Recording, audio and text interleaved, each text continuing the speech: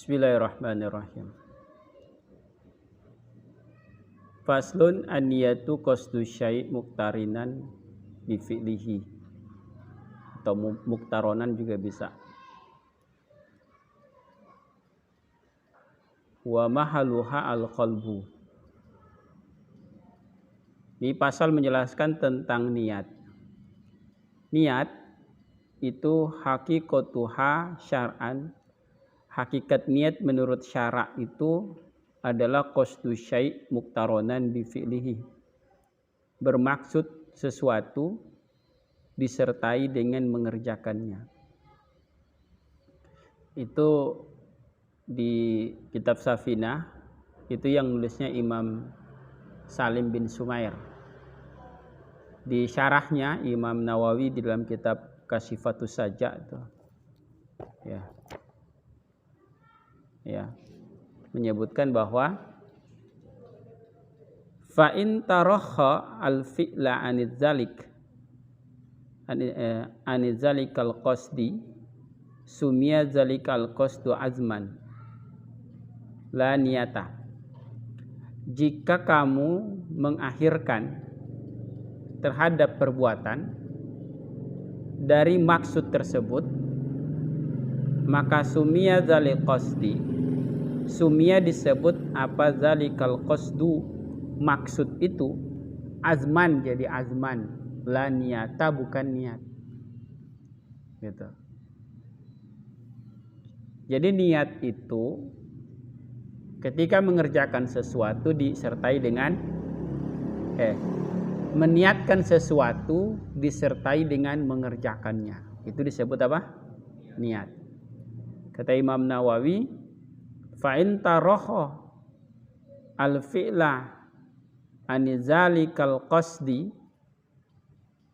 sumia zalikal qasdu azman la niyata. Kalau kamu mengakhirkan perbuatan dari maksud tersebut, jadi sudah bermaksud tapi perbuatannya diakhirkan, maka maksud itu disebut azman atau azam. La niyata bukan niat. Paham? Jadi bukan niat, tapi itu azam. Sebelum tadi kalau antum itu bermaksud berwudu, baru dari tempat ini mau ke tempat wudu, itu namanya azam. Nanti saat antum membasuh wajah, kemudian nawaitu doa li raf'il hadasi askari fardullahi ta'ala itu diucapkan dalam hati, maka itu disebut niat. Gitu. Ngerti?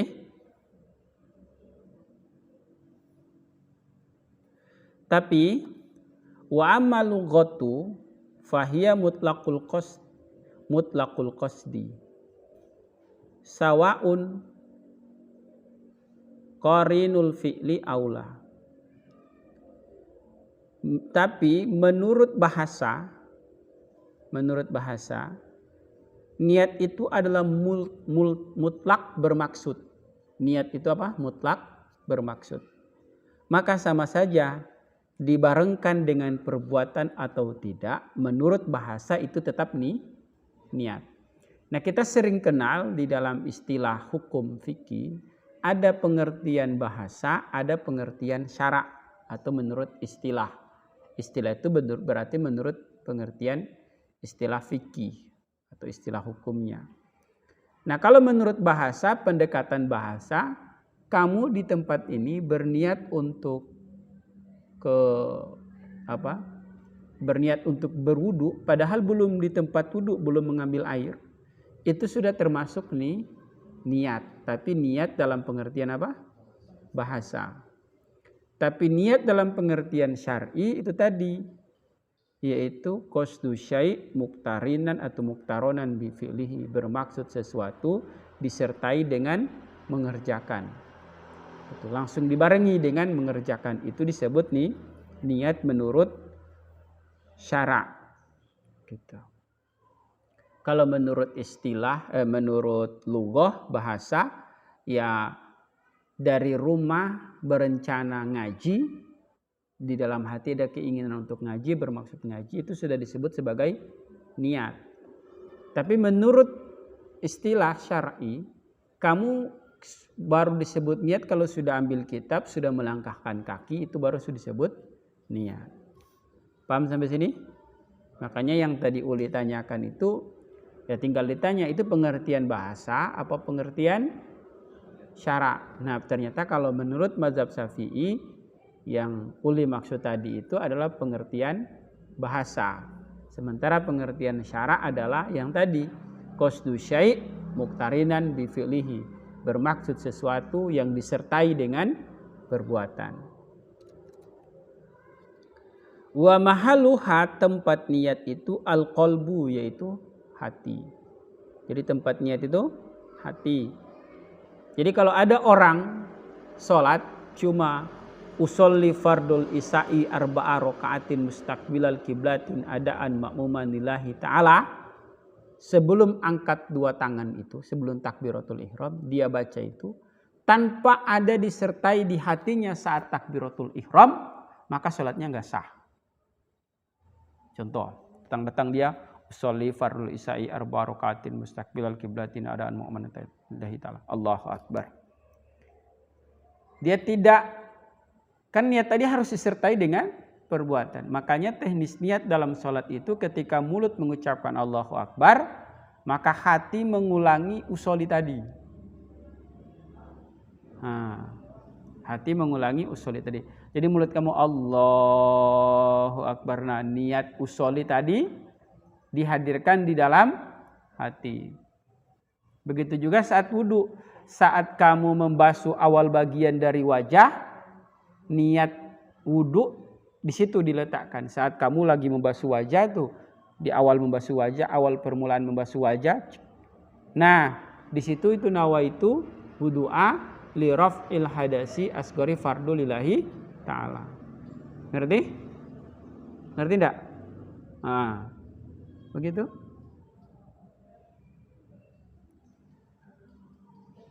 Dan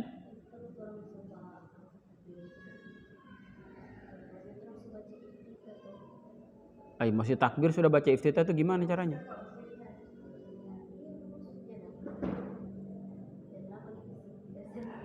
Allah, lagi mulut ucapkan Allahu Akbar, itu hati mengulangi usolli tadi. Begitu, ngerti? Allahu Akbar. Baru kemudian baca apa? Iftitah. Di iftitahnya terserah mau kabir walhamdulillahi katsira atau wajah wajhiyah itu atau Allahumma ba'id baini wa baina min khotoyaya dan seterusnya, terserah. Ngerti?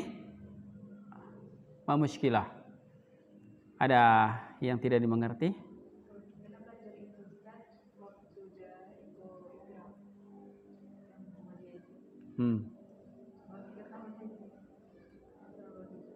Oh ya?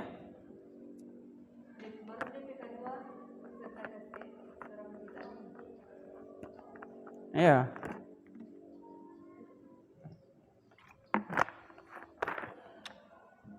Paham ya? Oke. Wa talaffuzu biha sunatun. Sedangkan mengucapkan niat itu hukumnya adalah sunnah. Gitu. Liya'awani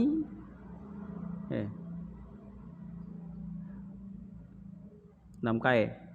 Liya'awanal lisan al-qalbah, karena menolongnya hati kepada menolongnya lisan kepada hati. Jadi ucapkan dulu di awal supaya saat mulut mengucapkan Allahu Akbar, ya kan? Maka hati itu kuat untuk melafazkan niat tadi. Kata Imam Nawawi itu cuma ta'awun supaya hati itu tidak syak sudah niat apa tidak.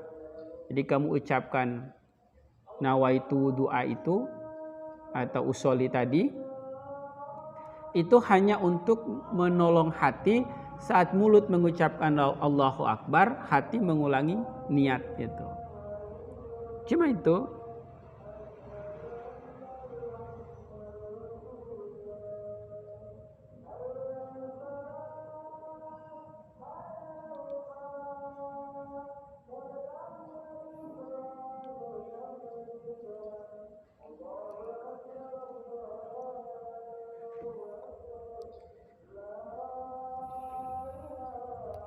Wa waqtuha fil wudu'i inda ghusli awali juz'in minal wajhi.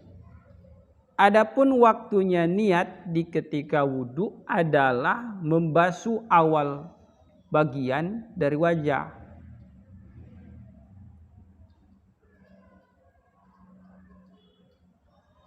Gitu. Hakaza ibaratun ba'duhum bitaqdimi lafzi. Begitu. Seperti itu katanya adalah ibarah dari sebagian ulama dengan mendahulukan lafaz ghusli ala lafzil awal.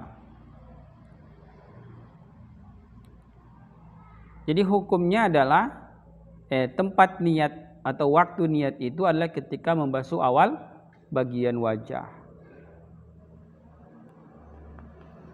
Wa tartibu alla yataqaddama udwan ala udwin, dan tertib itu adalah mendahulukan tidak mendahulukan satu anggota yang pertama, anggota yang terakhir atas anggota yang pertama.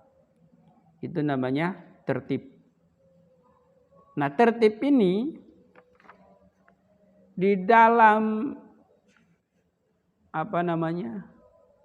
di dalam amal itu merupakan misalnya wudu, sholat, itu menjadi rukun. Karena sahabat tidak pernah melihat Rasul mengacak wudu. Enggak ada riwayatnya. Satu ketika Rasul memulai dari wajah, lalu kemudian satu ketika Rasul memulai dari kaki. Atau memulai dari apa? Basuh kedua tangan. Enggak. Semua berurutan. Atas dasar teks-teks hadis yang mana berurutan macam itu, maka ulama mengatakan bahwa niat itu tertib itu hukumnya adalah rukun. Selanjutnya pasal yang menjelaskan tentang air.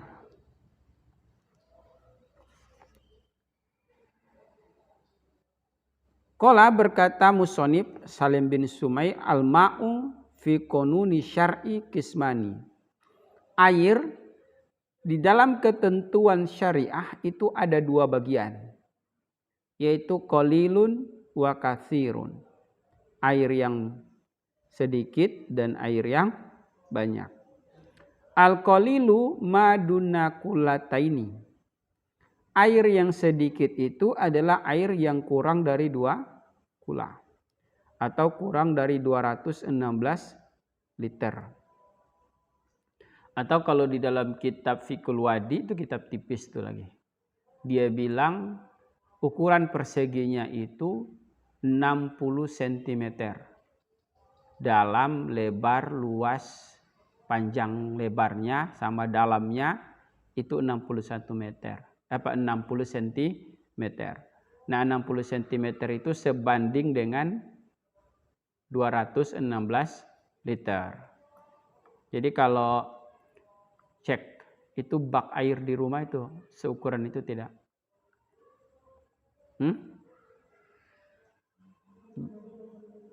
Mau diloyang?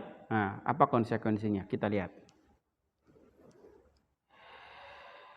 Kalau air banyak, wal kasiru, dan air banyak itu kulatani 2 kula fa'aksaro atau melebihi. Jadi 2 kula lebih.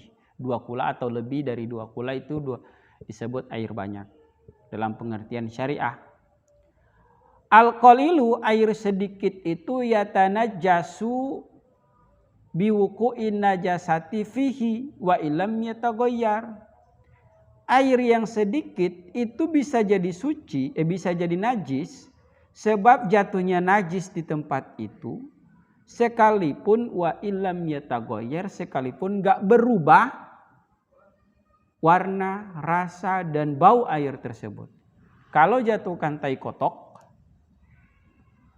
teh tai, maka menjadi najis.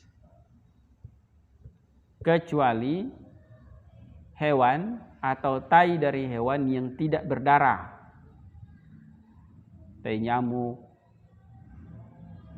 Tai cacat itu berdarah tidak ya? Cacat itu berdarah enggak sih? Nah, enggak tahu masalahnya. Jadi anak takut mau kasih tahu, memberi contoh tai cacat, maka anak belum. Iya, cacatnya berdarah tidak? Kalau dia berdarah berarti najis DP tai.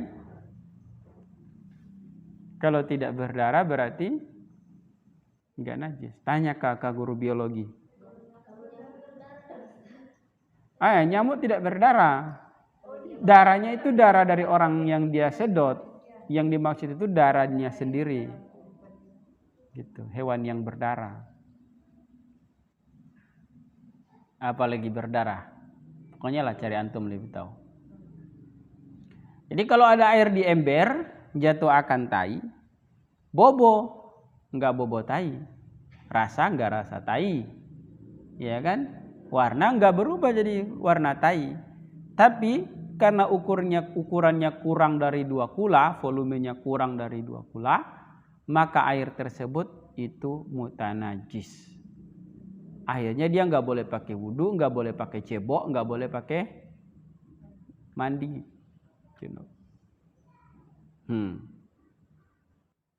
Paham sampai sini? Paham ya? Wal ma'ul kasiru la yatanajjasu illa idza taghayyara ta'muhu aw launuhu aw rihuhu. Adapun air banyak, ukuran air banyak itu adalah air banyak itu tidak akan jadi najis dengan jatuhnya najis di situ. Enggak akan jadi najis dia. Oh, dia kuat. Dia enggak mudah terkontaminasi. Enggak mudah terpengaruh dengan yang baru-baru, kan begitu. Ya, dia konsisten dia air banyak ini. Karena sepengalaman.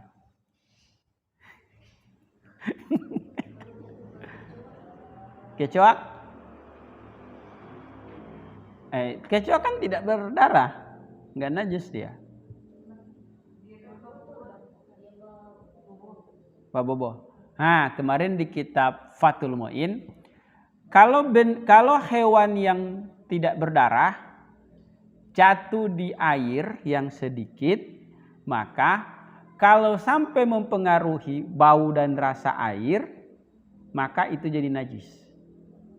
Kalau dia jatuh dan tidak mempengaruhi rasa, tidak ada bau dan rasanya, warna juga tidak berubah, maka dia tidak najis. Itu kalau hewan yang tidak berdarah. Jadi sekali lagi, hewan yang tidak berdarah jatuh di air yang kurang dari 2 kula, maka kalau dia sampai merubah warna, rasa dan air atau salah satu dari itu, maka air tersebut jadi najis. Tapi kalau jatuhnya dia di situ dan tidak merubah, maka air tersebut tidak najis. Penjelasannya di Fathul Mu'in jilid 1 atau di bagian awal. Nah, kalau air banyak itu tidak akan najis kecuali ketika dia jatuh akan najis di situ, maka tunggu lihat, oh rasanya berubah, warnanya berubah atau baunya berubah atau salah satu dari 3 indikator ini terjadi kepada air tersebut. Maka air yang volumenya 216 liter itu tetap dihukumi najis. Tetap dihukumi apa? Najis. Paham sampai sini? Alhamdulillah. Ada pertanyaan? Silakan kalau ada.